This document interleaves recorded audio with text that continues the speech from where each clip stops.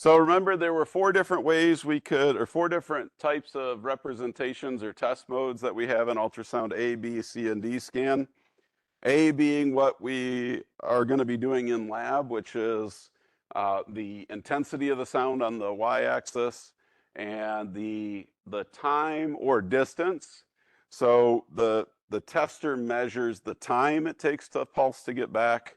We're going to have to put in what the velocity of sound, we let that tester know what the material is.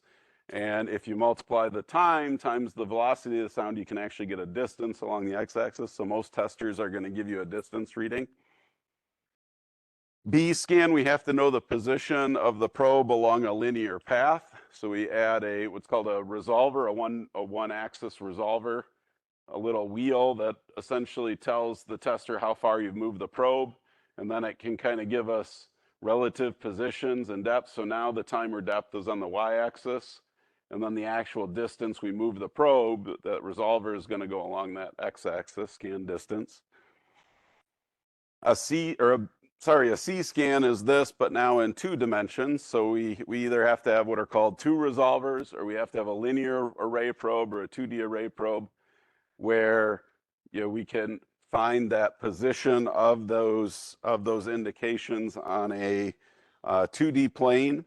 And it typically, if we scan something like this, so this would be a standard probe with a two-axis resolver. It would know we went forward and to the right and back and to the right and forward to the right and back. And that would create a scan view that looks something like this.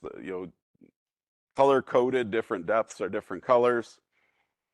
And then if we can then take that view and look at it in a 3D representation, we get ourselves a D scan. And the question came up last week.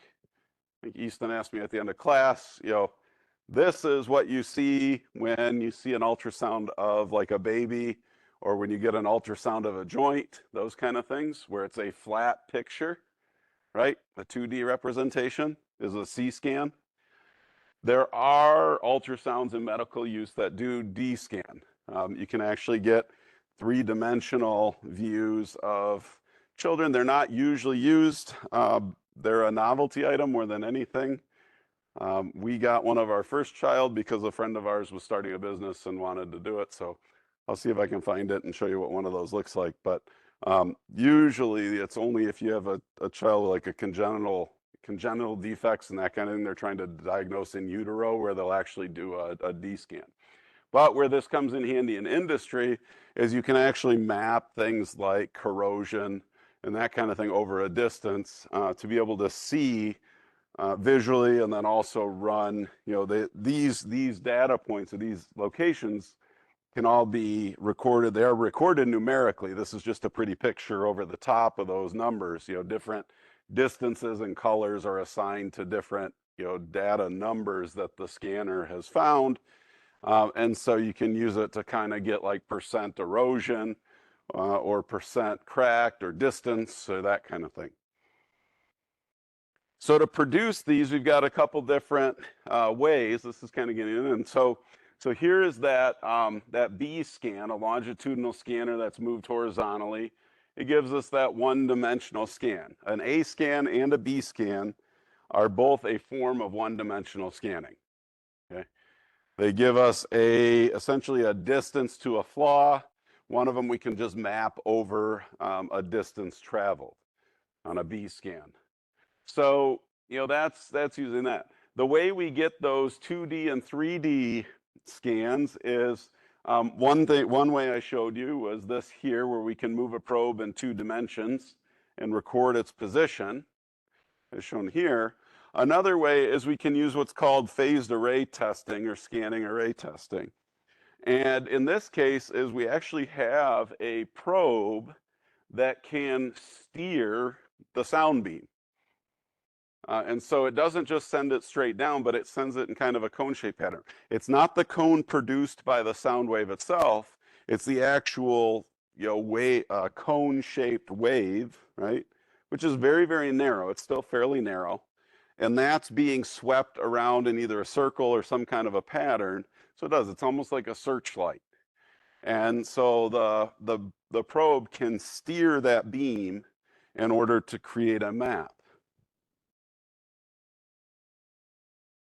And where you're seeing this, this is being used, these are used in ultrasound. They're used in eddy current testing. Another area that you might see them, and this is kind of a side note, would be in communications. So modern satellite communication-based equipment on ground and aircraft, rather than using a parabolic dish and having to point in one direction to a specific satellite, they use a flat dish, and it can steer the beam to satellites all over the sky. Anyone know what I'm talking about? The most common consumer application and what'll be going into aircraft? No idea? Nope. So this is how a Starlink system works. So where they have a lot of satellites in the sky, so now you put one of these flat dishes on an aircraft, you can steer the beam to different satellites, and it's a lot faster and cheaper than using a fixed geostationary satellite that's a lot further away. And so this same phase array, that's the technology that we're using, is basically steerable beams, steerable sound beams, steerable eddy current, locations, and steerable microwave, okay, and radio signals. So in lab, you'll do the pulse echo testing where you have, now this is what a screen looks like. Here's our probe, and I've turned the test piece sideways so you can kind of see it kind of matches what's going on the screen. So most of the time you'll have your test piece turned 90 degrees from this. You'll be putting your probe on the top surface, but remember, distance is going to be horizontal no matter which way. I mean, you could have the probe pointing up or down or left or right. The distance from the face of the probe to whatever's causing the echo is going to be shown across this bottom area here. And I have time or distance. Older testers, they just gave you time, and then you had to figure out, you had to basically do all the multiplication. Our newer testers, you program in the speed of sound in the material, you calibrate it. That's the first two things you have to do, are calibrate the probe for different materials, and then it gives you an actual distance rather than just a time. So here, this one's calibrated with distance. You can see it's an 8-inch long test piece. So you get a backwall echo. It's been calibrated so the backwall echoes at 8 inches. They've calibrated it so the beginning of the peak is here. We often calibrate it so the actual peak is equal to that. It doesn't matter which way you do it as long as it's consistent for all of your sizes.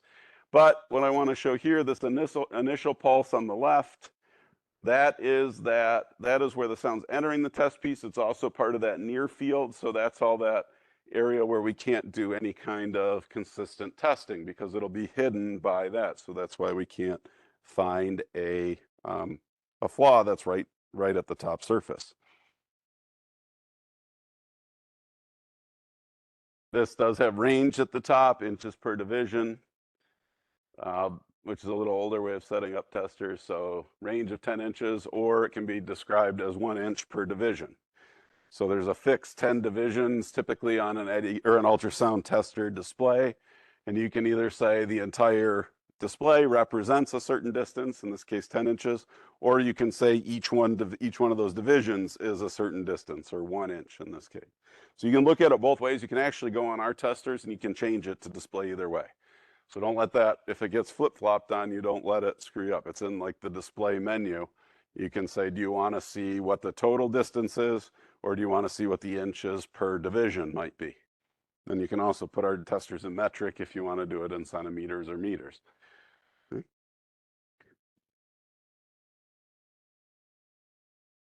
So things we can set, frequency, we have to match our frequency to our probe. We have probes that run at 10 megahertz. We have probes that run at 5 megahertz. We have probes that run at 2.25 megahertz. Different probes are for different purposes or different sizes. The gain is our amplifier setting. How much are we amplifying that return signal? What do you think what are the advantages of gain? Why would we need higher gain or lower gain? Where would we make those adjustments? Why can't we just have a fixed gain? What's that? Depth in terms of what do you need to do with gain? So typically your frequency is set by your probe. You'll change the gain on a given probe.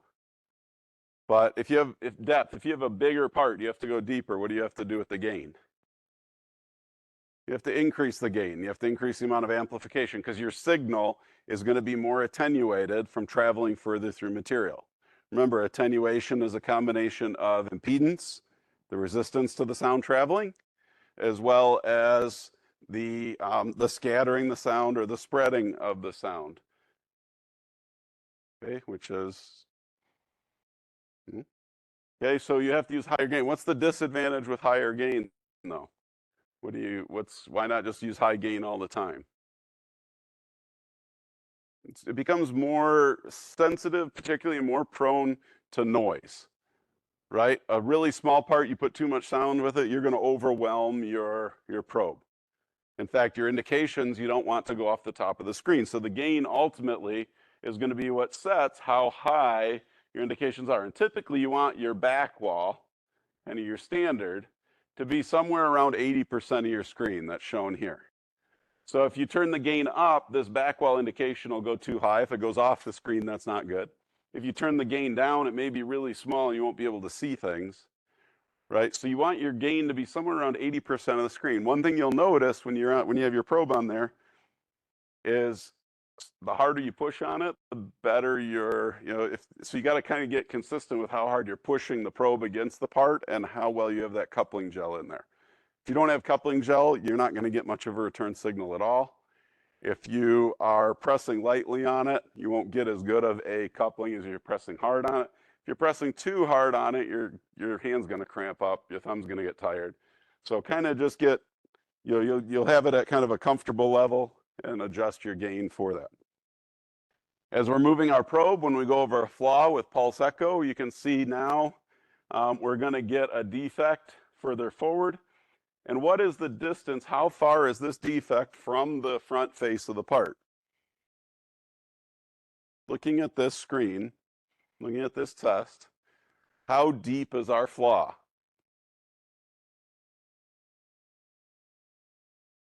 So remember the back wall echo over here. You can see it's an 8-inch test piece. The front slope starts right at 8 inches. So how deep is this flaw, or how far away from the face of the probe is this flaw? What's that? 5 inches. You can see the defect is this peak right here. And since they're doing the upslope begins right here at 5 inches. So it's 5 inches to the flaw in this part. Now it doesn't tell us how wide that flaw is. Okay.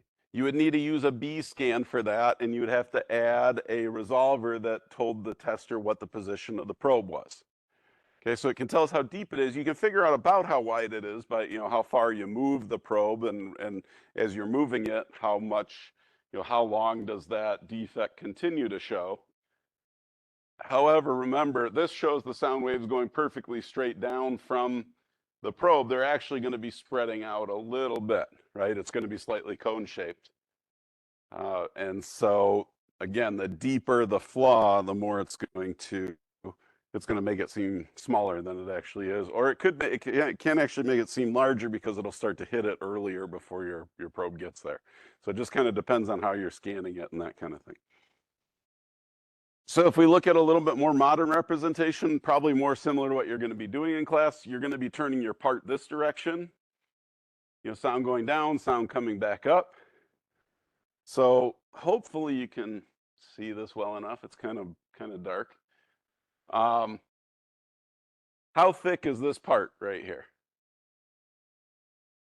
I don't have any idea.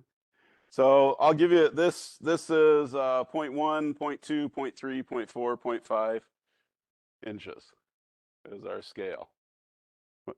What's that?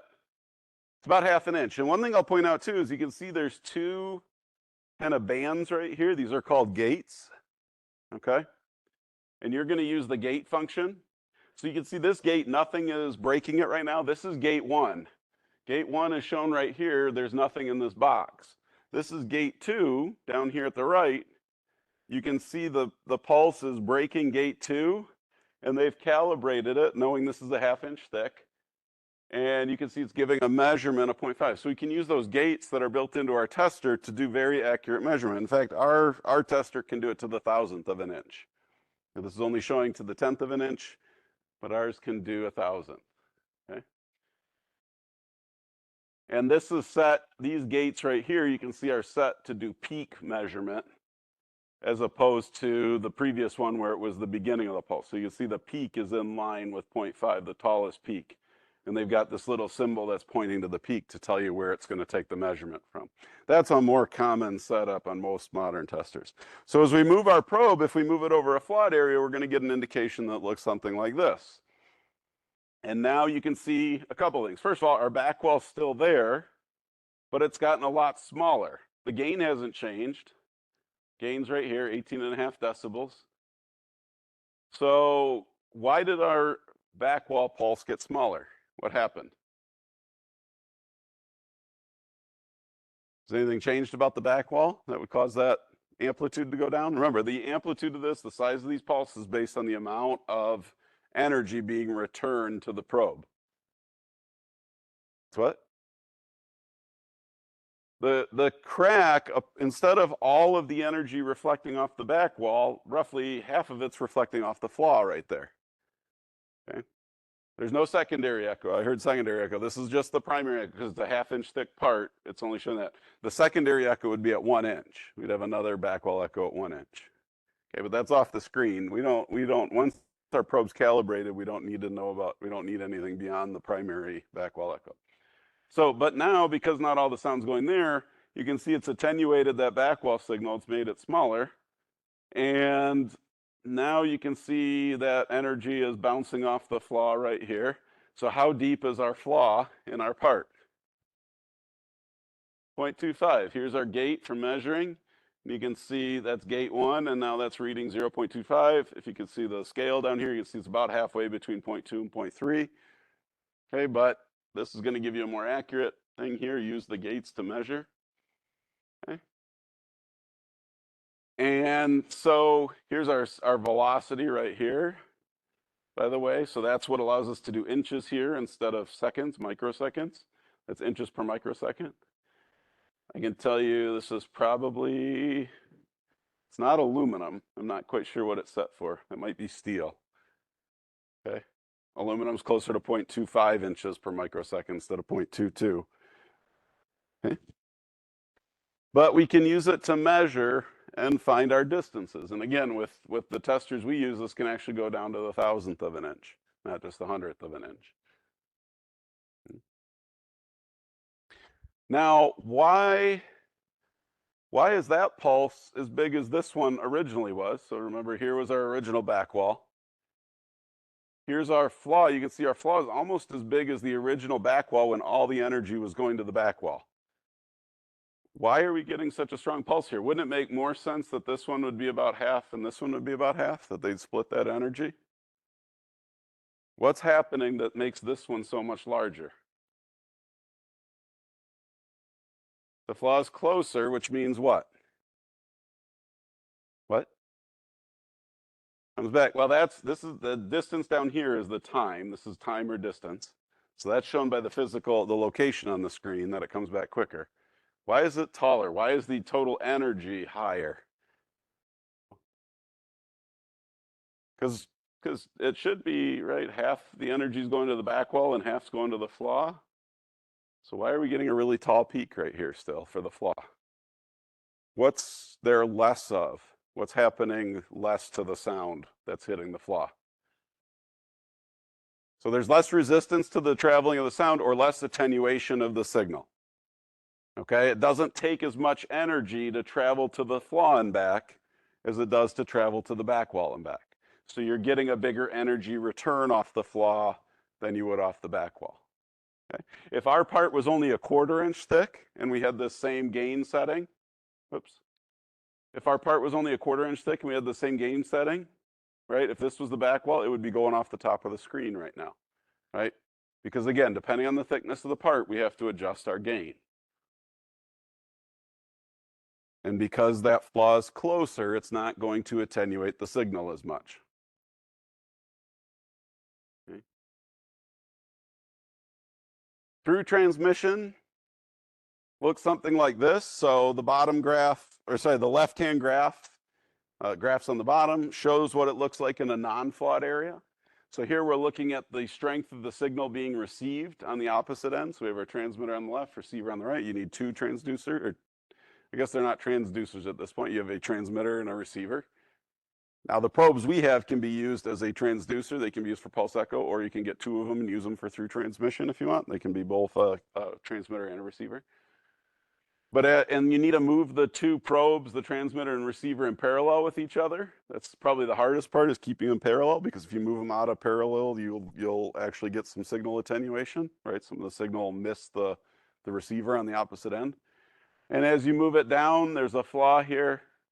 You can see that's going to block a portion of the signal. You can see we don't get any kind of a return pulse because we're not going back here. All we're looking for, if we're doing through transmission, is we're looking for this reduction in the backwell signal, because now you have this portion of the energy that's hitting the flaw not making it over to the receiver.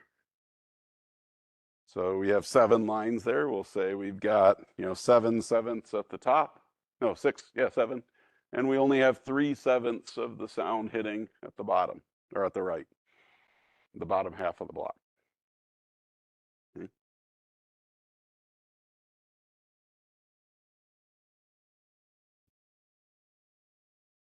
This we can use, so this allows us to see a distance to a flaw.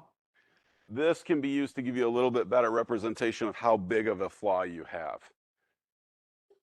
Okay, to actually measure the size of the flaw versus the depth. So you can put it, like our tester, you can put it in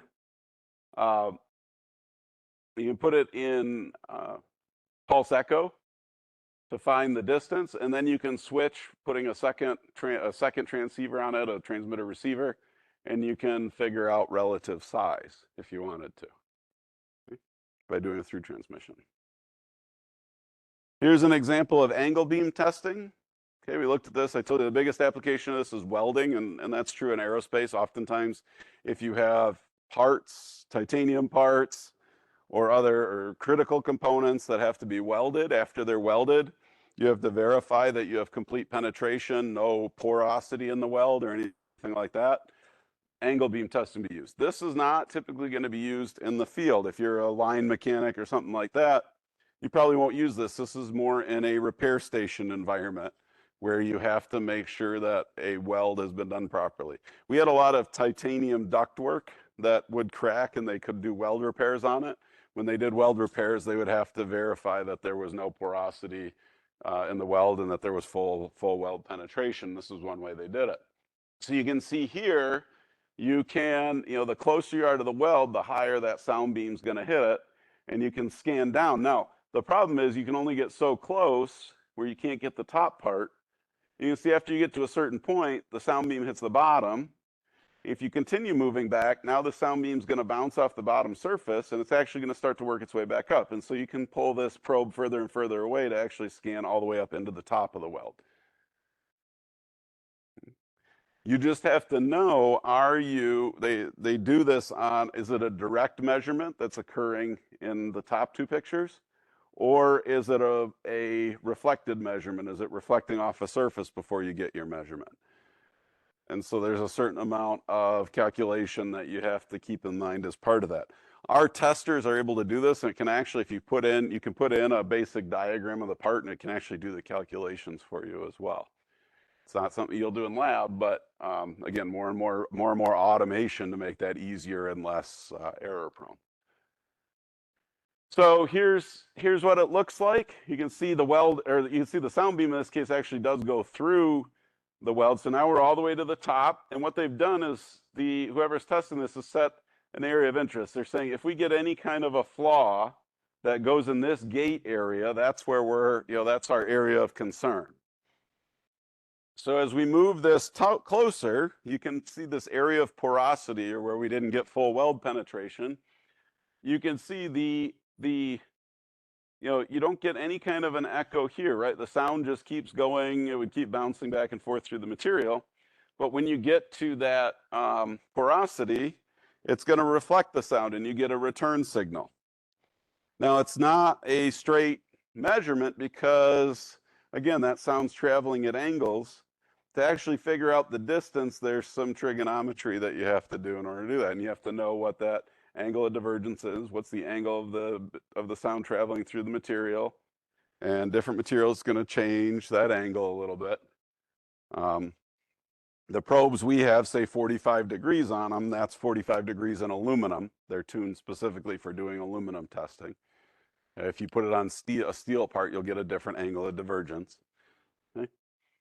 But here, you can see you can find that weld after bouncing off that back surface. But you don't get any kind of a return off the back surface because the reflection is going to go off to the right. It doesn't bounce back up towards the angled probe. If we have a case where we don't have a flat back wall, we get some kind of an irregular. And you'll do this, a non-flat. What do you think has a irregular back wall? What kind of a flaw causes an irregular surface on the back of a part? Pitting, or which is a form of what? Corrosion, right? So what I mean by that is, let me go back to the dot cam. See if it'll switch quickly, easily. Not throw things off. Yep. So what I mean by that is if we have a part,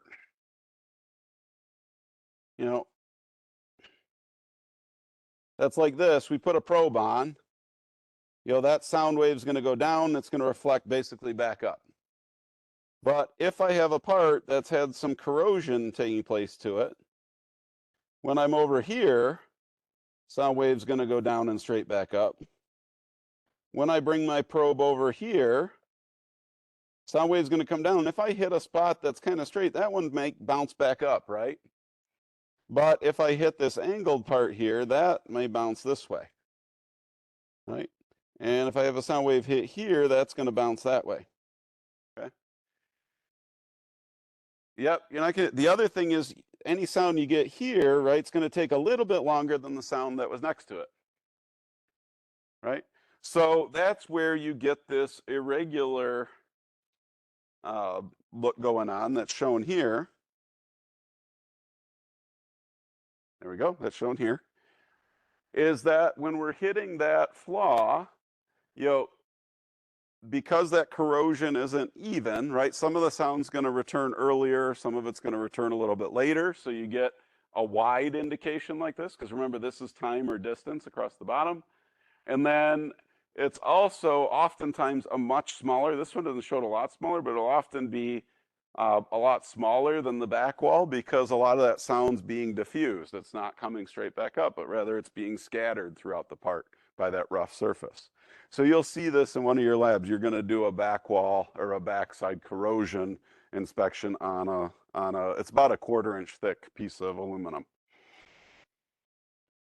Okay.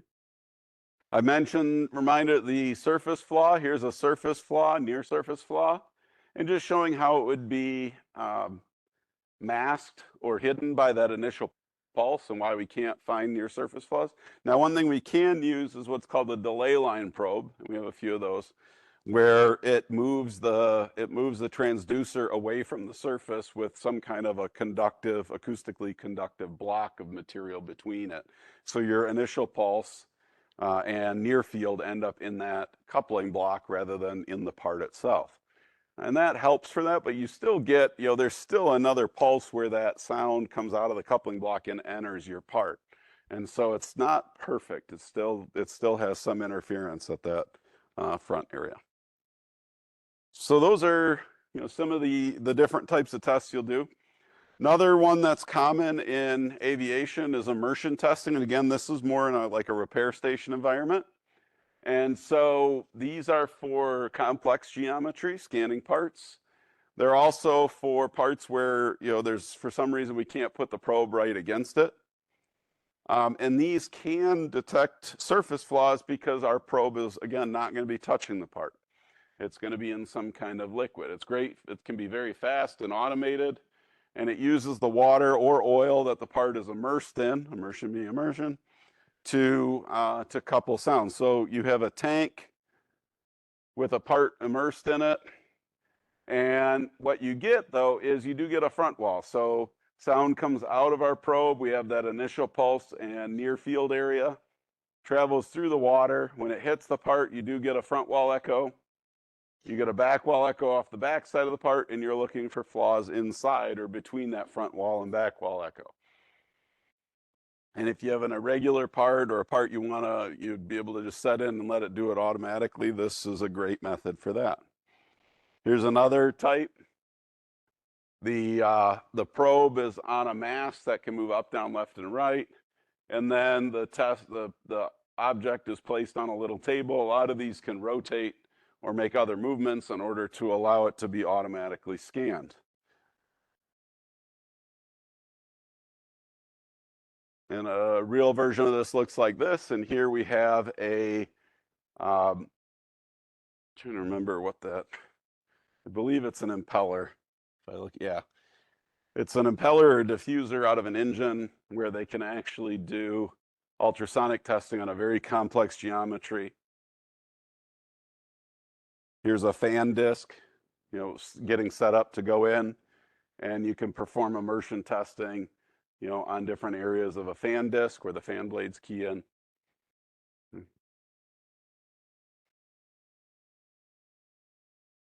And then I've got a few videos here that I'm gonna stop right there, and I'll let you watch those on your own time.